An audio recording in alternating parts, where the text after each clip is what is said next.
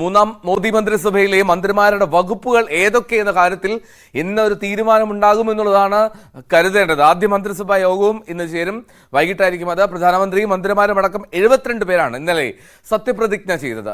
രാകേഷ് ആയിരുന്നു നാഷണൽ ഡെസ്കിൽ നിന്ന്. Rakesh, good morning. അങ്ങനെ നരേന്ദ്രമോദി 72 അംഗങ്ങളുടെ മന്ത്രിസഭ അധികാരമേറ്റു. ഇനി വകുപ്പുകൾ സംബന്ധിച്ചുള്ള ചർച്ചകളാണ് വരേണ്ടത്. അപ്പോൾ എന്താണെങ്കിലും കേരളത്തിൽ നിന്ന് 2 സഹമന്ത്രിമാരാണ് എന്നുള്ള കാര്യത്തിലും തീരുമാനമായി എന്ന് മനസ്സിലാക്കുന്നു. ഈ വകുപ്പുകളിൽ സാധ്യതകൾ എങ്ങനെയാണ് രാകേഷ്? കഴിഞ്ഞ തവണത്തെ മന്ത്രിസഭയിൽ ഉണ്ടായിരുന്നവർ ഇത്തവണയും അതേ വകുപ്പുകൾക്ക് തന്നെ തുടരാനുള്ള സാധ്യതയുണ്ടോ?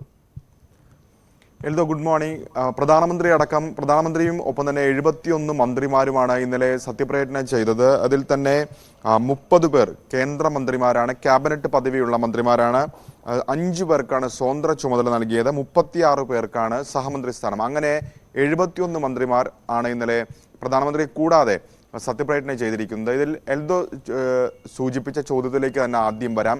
വകുപ്പുകളുടെ കാര്യത്തിൽ പ്രധാനപ്പെട്ട വകുപ്പുകൾ BJP തന്നെയാണ് കൈകാര്യം ചെയ്യുന്ന കാര്യത്തിൽ സംശയമില്ല.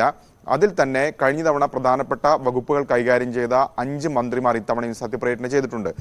അമിത്ഷാ, രാജ്നാഥ് സിംഗ്, നിർമ്മല സീതാരാമൻ, എസ് ജയശങ്കർ, ഒപ്പം തന്നെ നിതിൻ ഗഡ്കരി. ഇതിൽ അമിത്ഷാ ഒന്നാം മോദി സർക്കാരിന്റെ കാലത്ത് മന്ത്രിസഭയുടെ ഭാഗമായിരുന്നില്ല. അദ്ദേഹം അന്ന് BJPയുടെ ദേശീയ അധ്യക്ഷനായിരുന്നു. അന്ന് രാജ്നാഥ് സിംഗ് ആണ് ആഭ്യന്തര വകുപ്പ് കൈകാര്യം ചെയ്തിരുന്നെങ്കിൽ രണ്ടാം മോദി സർക്കാരിന്റെ കാലത്തേക്ക് വരുമ്പോൾ രാജ്നാഥ് സിംഗ് പ്രതിരോധ വകുപ്പിലേക്ക് മാറുകയും അമിത്ഷാ ആഭ്യന്തര വകുപ്പ് മന്ത്രിയാവുകയും ചെയ്തു. നിർമ്മല സീതാരാമൻ ഒന്നാം മോദി സർക്കാരിന്റെ കാലത്ത് ആദ്യം വാണിജ്യ വകുപ്പിന്റെ സ്വതന്ത്ര ചുമതലയുള്ള മന്ത്രിയായിരുന്നു, പിന്നീട് പ്രതിരോധ മന്ത്രാലയത്തിന്റെ മന്ത്രിയായി.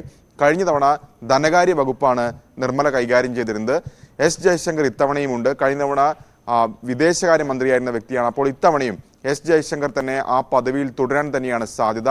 നിതിൻ ഗഡ്കരി കഴിഞ്ഞ 2 തവണയും ഉപരിതല ഗതാഗത വകുപ്പിന്റെ ചുമതലയുള്ള മന്ത്രിയായിരുന്നു. അദ്ദേഹവും ആ വകുപ്പിൽ മാറ്റമുണ്ടാകാൻ സാധ്യതയില്ല എന്നാണ് മനസ്സിലാക്കാൻ സാധിക്കുന്നത്.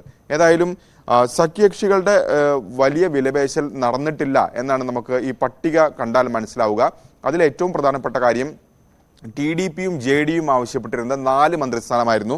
പക്ഷേ ഇപ്പോൾ 71 മന്ത്രിമാർ സത്യപ്രതിജ്ഞ ചെയ്യുമ്പോൾ അത് ഒന്നാം മോദി സർക്കാരിനേക്കാൾ അല്ലെങ്കിൽ രണ്ടാം മോദി സർക്കാരിനുമായി താരതമ്യം ചെയ്യുമ്പോൾ മന്ത്രിമാരുടെ എണ്ണത്തിൽ കൂടുതലുണ്ട്. അപ്പോൾ ഇനി ഒരു മന്ത്രിസ്ഥാനം ഈ രണ്ട് കക്ഷികൾക്കും, അതായത് NDAയിലെ രണ്ടാമത്തെയും മൂന്നാമത്തെയും കക്ഷികൾക്ക് ഇനി നൽകാൻ സാധ്യതയില്ല. ഒരു ക്യാബിനറ്റ് പദവിയും ഒരു സഹമന്ത്രി സ്ഥാനം കൊണ്ട് ഈ 2 കക്ഷികളും തൃപ്തിപ്പെടേണ്ടി വരുമെന്ന കാര്യമാണ് ഇതിൽ നിന്ന് മനസ്സിലാകുന്നത്. അപ്പോൾ അവർക്ക് ഇനി ഏതൊക്കെ വകുപ്പുകൾ എന്ന കാര്യത്തിൽ തീരുമാനം വരേണ്ടതുണ്ട്. ഏതായാലും ഇന്ന് രാവിലെ അല്ലെങ്കിൽ ഉച്ചയ്ക്ക് മുൻപായി, സാധാരണഗതിയിൽ രാവിലെയാണ് ഈ പട്ടിക പുറത്തിറങ്ങാറുള്ളത്, ഏതൊക്കെ വകുപ്പുകൾ എന്ന കാര്യത്തിലുള്ള പട്ടിക പുറത്തിറങ്ങാറുണ്ട്. അപ്പോൾ ഇന്ന് അല്പസമയത്തിനകം 10 മണിയോട് കൂടി ഒരു പക്ഷേ ഈ പട്ടിക പുറത്തു വരാം. വകുപ്പുകൾ സംബന്ധിച്ച പ്രഖ്യാപനം വരികയും ചെയ്യാം.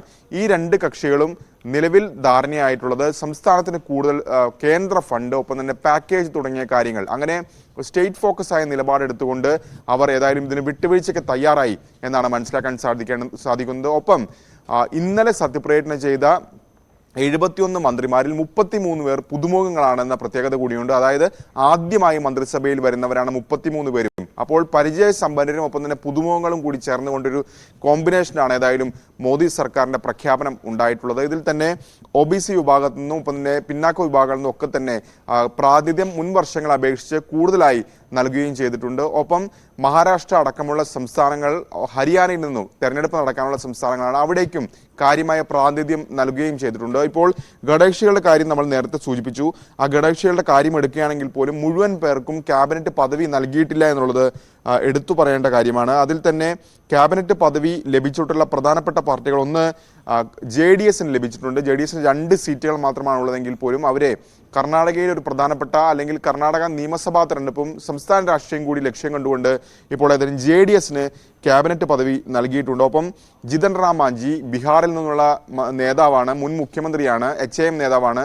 ഒറ്റ സീറ്റ് മാത്രമാണ് അവർക്കുള്ളതെങ്കിൽ പോലും ജിതൻ റാം മാഞ്ചിക്കും ഏതായാലും ക്യാബിനറ്റ് പദവി നൽകിയിരിക്കുന്നു. മുൻ മുഖ്യമന്ത്രി അതിന് പുറമെയായി ബീഹാർ ഇലക്ഷൻ അടുത്ത വർഷം വരാനിരിക്കുന്നു. അതുകൂടി കണക്കിലെടുത്തുകൊണ്ടുള്ള തീരുമാനമാണ് അതെന്ന് മനസ്സിലാക്കാം. JDUവിനും ക്യാബിനറ്റ് പദവിയുണ്ട്. ഒപ്പം TDPക്കും സമാനമായി ക്യാബിനറ്റ് പദവിയുണ്ട്. പക്ഷേ ശിവസേനയുടെ കാര്യത്തിലേക്ക് വരുമ്പോൾ ശിവസേനയ്ക്ക് അത്തരമൊരു ക്യാബിനറ്റ് പദവിയല്ല, മറിച്ച് സ്വതന്ത്ര ചുമതലയുള്ള മന്ത്രിസ്ഥാനമാണ് നൽകിയിരിക്കുന്നത്.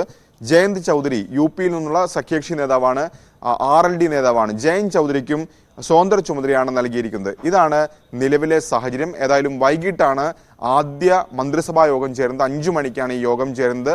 അതിനു മുമ്പ് ഏതായാലും മന്ത്രിമാരുടെ വകുപ്പുകൾ ഏതെന്ന കാര്യത്തിൽ പ്രഖ്യാപനം വരും. രാകേഷ്, ഒരു കാര്യം കൂടി, ഈ സുരേഷ് ഗോപി, ജോർജ് കുര്യൻ രണ്ടുപേരാണല്ലോ കേരളത്തിൽ നിന്നുള്ള കേന്ദ്രമന്ത്രിമാർ.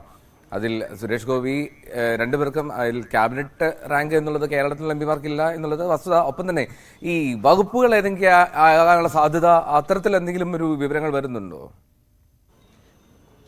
അത്തരമൊരു സൂചനകൾ ഇതുവരെ ലഭ്യമായിട്ടില്ലായിരുന്നു. ഒരുപക്ഷെ പ്രധാനപ്പെട്ട മന്ത്രിമാരുടെ വകുപ്പുകളിൽ മാറ്റമുണ്ടായേക്കില്ല. കാരണം നിതിൻ ഗഡ്കരി, അമിത്ഷാ, രാജ്നാഥ് സിംഗ് തുടങ്ങിയ മന്ത്രിമാരുടെ, എസ് ജയശങ്കർ തുടങ്ങിയവരുടെ വകുപ്പുകളിൽ കാര്യമായ മാറ്റം വരാനുള്ള സാധ്യതയില്ല.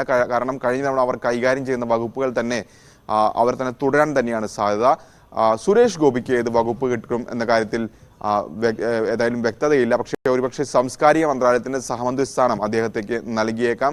കാരണം സിനിമ നടനാണ്, ചലച്ചിത്ര താരമാണ്. അതുകൊണ്ട് തന്നെ സാംസ്കാരിക വകുപ്പ് അടക്കമുള്ള നൽകിയേക്കാം. അതല്ലെങ്കിൽ INB മിനിസ്റ്ററുടെ സഹമന്ത്രി സ്ഥാനം നൽകുമോ തുടങ്ങിയ കാര്യങ്ങൾ കൂടി ഏതായാലും വ്യക്തത വരേണ്ടതുണ്ട്. ഒപ്പം ജോർജ് കുര്യന് ഏത് വകുപ്പ് നൽകുമെന്നുള്ള കാര്യം കൂടിയുണ്ട്. സഹകരണ മേഖലയുമായി ഒക്കെയായി ബന്ധപ്പെട്ട് വലിയ വിഷയങ്ങളൊക്കെ കേരളത്തിൽ നടക്കുന്നതാണ്. കരുവന്നൂർ അടക്കമുള്ള വിഷയങ്ങൾ വലിയ ചർച്ചാ വിഷയമാക്കിയതാണ്. അപ്പോൾ സഹകരണ വകുപ്പിന്റെ സഹമന്ത്രി സ്ഥാനം കേരളത്തിൽ നിന്ന് ഒരാൾക്ക്, ജോർജ് കുര്യനോ സുരേഷ് ഗോപിക്കോ നൽകുമോ എന്നുള്ള കാര്യവും കണ്ടറിയേണ്ട വിഷയമാണ്. റൈറ്റ്, രാകേഷാണ് വിവരങ്ങൾ നൽകി. എന്നാലും നരേന്ദ്രമോദി സർക്കാർ, അത് 3ാം വട്ടം നരേന്ദ്രമോദി അധികാരത്തിലെത്തുമ്പോൾ 72 പേരാണ് ആ ടീമിലുള്ളത്.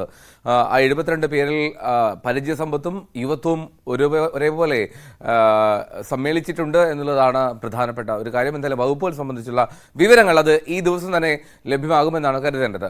അപ്പോൾ അതാണ്